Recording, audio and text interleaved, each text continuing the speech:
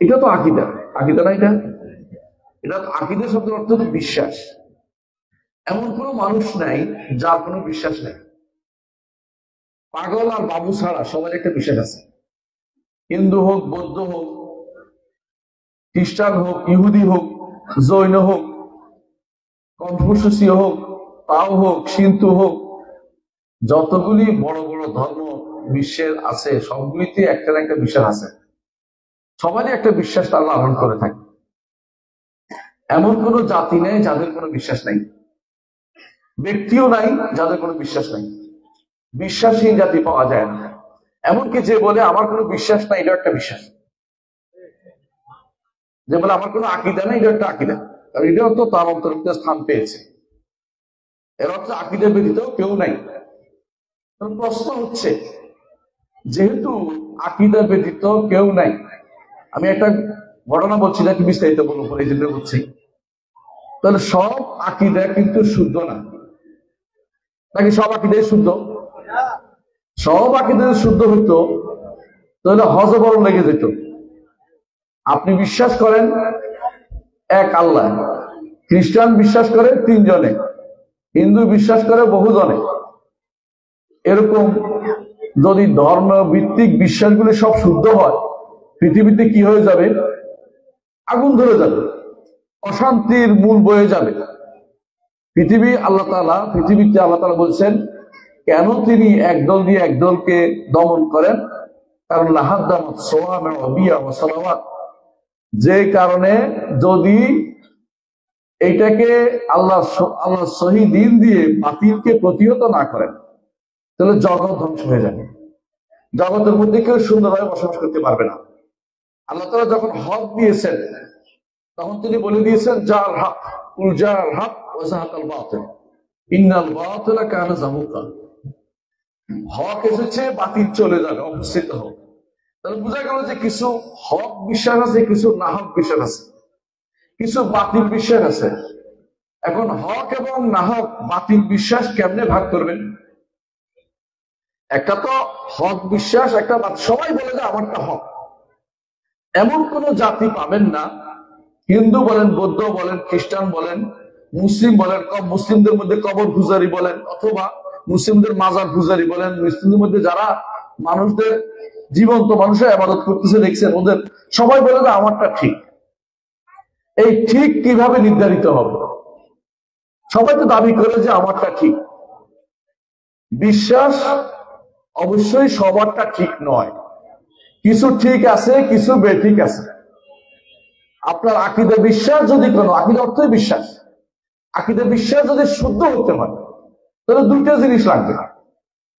একটা হচ্ছে সোর্সটা, উৎসটা শুদ্ধ হতে হবে। 1 নম্বর, আপনার উৎসটা শুদ্ধ বলে প্রমাণিত হতে হবে। কারণ আকীদা হচ্ছে সংবাদ, সংবাদ কখনো 2-3টা শুদ্ধ হয় না। আমি যদি বলি আমি এখানে এসেছি, এটা প্রমাণিত, আপনি দেখতে পাচ্ছেন যে শুদ্ধ।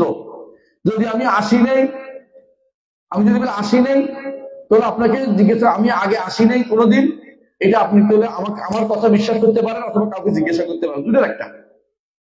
মানে যে জিনিস আপনি সরাসরি দেখেন নাই, যে জিনিস আপনি সরাসরি শোনেন নাই, যে জিনিস আপনি কোনোদিন এর ব্যাপারে কোনো কিছু তথ্য আপনি পান নাই, সেই জিনিসে আপনি অবশ্যই নির্ভর করেন বিশ্বস্ত সূত্র কোনটা। আজকে আমি বলি যদি বলি যে অমুক ব্যক্তি মারা গেছে, তো আপনি কি করবেন? বলবেন যে কে বলছে তোরে, প্রথমে বলেন কে বলছে। যদি বলেন যে অমুক বেটা বলছে, বলতে রাতের বেলা কথা বলে, মানে আপনি বিশ্বাস করবেন না। বিশ্বাস করবেন যে উৎসটা শুদ্ধ কিনা। আপনি জিজ্ঞাসা করবেন এটা যদি কোনো বাংলাদেশ রেডিওতে ঘোষণা হয়ে থাকে, তাহলে বাংলাদেশের যেহেতু সংবাদ দিছে শুদ্ধ হবে। আবার বলবেন যে এইটা যদি শুদ্ধ হয়ে থাকে, আবার এটা তোমার কাছে বর্ণনা করছে কে, তুমি নিজে শুনছো কিনা? বলে আমি নিজে শুনি নাই, তবে যারা সত্যবাদী তারা বলেছে। এটাই তো, যে কোনো আকীদা বিশ্বাস শুদ্ধ হওয়ার জন্য 2টা জিনিস লাগবে। একটা হচ্ছে আপনার উৎসটা শুদ্ধ হবে, আরেকটা হচ্ছে আকীদা বিশ্বাসের যারা বহন করে আপনার কাছে নিয়ে আসছে তারা বিশুদ্ধ হতে হবে। এই দৃষ্টিকোণ থেকে আমাদের ইসলাম ছাড়া আর কারো আকীদা বিশ্বাস শুদ্ধ হওয়ার সুযোগ নেই। কারণ প্রত্যেকটি কিতাব বিকৃত হয়েছে, প্রত্যেকটি কিতাবের মধ্যে প্রত্যেকে তার হাত ঢুকিয়েছে, কিন্তু আল্লাহ তাআলা তিনি ওয়াদা করেছেন ইন্না নাহনু নাযালনা যিকরা ওয়া ইন্না লাহু লাহাফিজুন। আমরা এই কোরআন এই হাদিস নাজিল করেছি, জিকির কোরআন বইটাকে শামিল করে।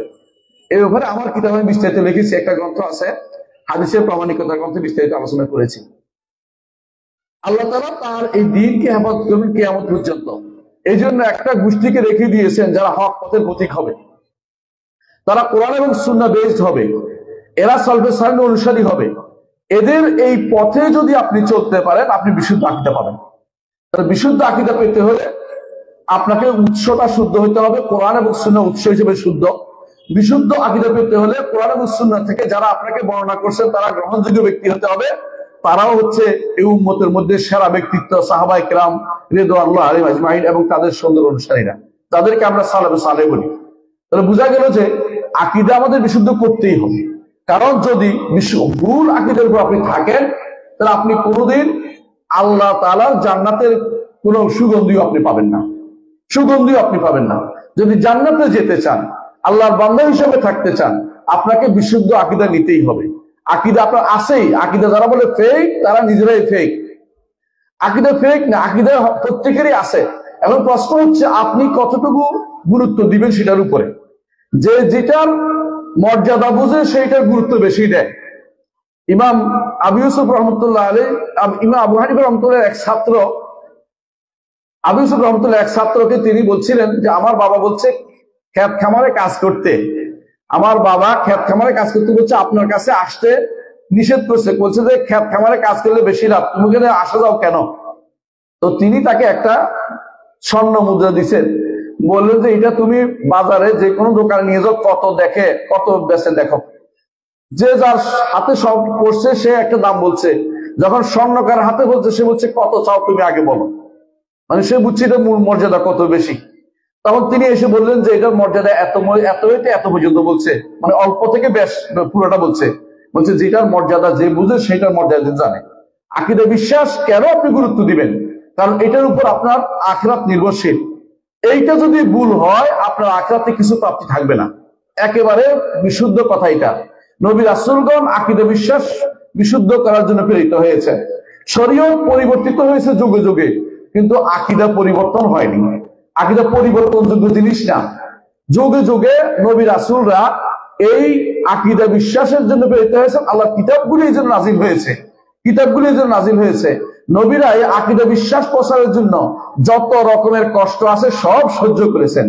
এমনকি এই আকীদা বিশ্বাসের জন্য আমার নবী 13টি বছর মক্কায় কাটিয়েছেন, শুধু আকীদা বিশ্বাসের মধ্যে 10 বছর শুধু আকীদা দাওয়াত দিয়েছেন।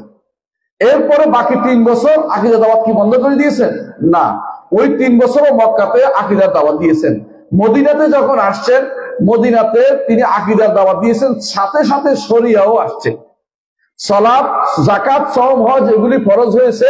সালাত ফরজ হয়েছে 10 বছর পরে, আর যাকাত, সওম, হজ এগুলি মদিনায় ফরজ হয়েছে। কিন্তু আকীদা বাদ দিয়ে এগুলি আমল করলে কোনো লাভ হবে না, এগুলি কোন আল্লাহর দরবারে গ্রহণযোগ্য হবে না। এই জন্য সবার আগে বিশুদ্ধ আকীদাকে আপনাকে প্রতিষ্ঠা করতে হবে। নবী রাসূলগণ যেটার জন্য প্রেরিত হয়েছেন এইটাকে ঠিক রাখার জন্য আল্লাহর কিতাব দিয়েছেন। এই কিতাবের উপর দায়িত্ব দিয়েছেন উলামা রাব্বানিয়িনদেরকে, যারা এটা নিয়ে ওয়ালাকিন কুনু রাব্বানিয়িনা বিমা কুনতুম তুআল্লিমুনাল কিতাব ওয়া বিমা কুনতুম তাদরুসুন, যে তোমরা আল্লাহর কিতাবকে মানুষের কাছে পৌঁছে দেবে, শিখাই দেবে মানুষকে। তোমরা ধীরে ধীরে বড় করে তুলবে, ছোট জ্ঞান থেকে বড় গুণ পর্যন্ত, বড় জ্ঞান পর্যন্ত দিবে। এইটা আল্লাহ তাআলা দায়িত্ব দিয়েছেন। নবীদের যারা ওয়ারিস তাদের সবাইকে এই দায়িত্ব আল্লাহ তাআলা দিয়ে দিয়েছেন, নবীদেরকে এই দায়িত্ব দিয়েছিলেন। এই দায়িত্ব মুহাম্মদুর রাসূলুল্লাহ সাল্লাল্লাহু আলাইহি ওয়াসাল্লাম জীবনের শেষ মুহূর্ত পর্যন্ত পালন করে গেছেন। আমি শুধু একটা কথা বলবো, সেটাকে প্রমাণ দিব, শুনেন। রাসূলুল্লাহ সাল্লাল্লাহু আলাইহি ওয়াসাল্লাম যখন শেষ জীবনে মুআয ইবনে জাবাল রাদিয়াল্লাহু আনহুকে ইয়েমেনে পাঠাচ্ছিলেন শেষ জীবনে, এবং বলছিলেন যে মুআয হতে পারে এরপরে তোমার সাথে আমার সাক্ষাৎ আর হবে না। ঠিকই আর সাক্ষাৎ হয়নি। সেই সময় তিনি তাকে বলেছিলেন আযানটার পরে আপনি কথা বলুন, আউয়ালু মা তাদউ ইলাইহি শাহাদাতু আল্লা ইলাহা ইল্লাল্লাহ, প্রথম যে জিনিসটা তুমি তাদেরকে দাওয়াত দিবে সেটা হচ্ছে শাহাদাতু আল্লা ইলাহা ইল্লাল্লাহ, আল্লাহ ব্যতীত সত্য কোনো মাবুদ নেই। এই দাওয়াত তুমি সর্বপ্রথম দিবে।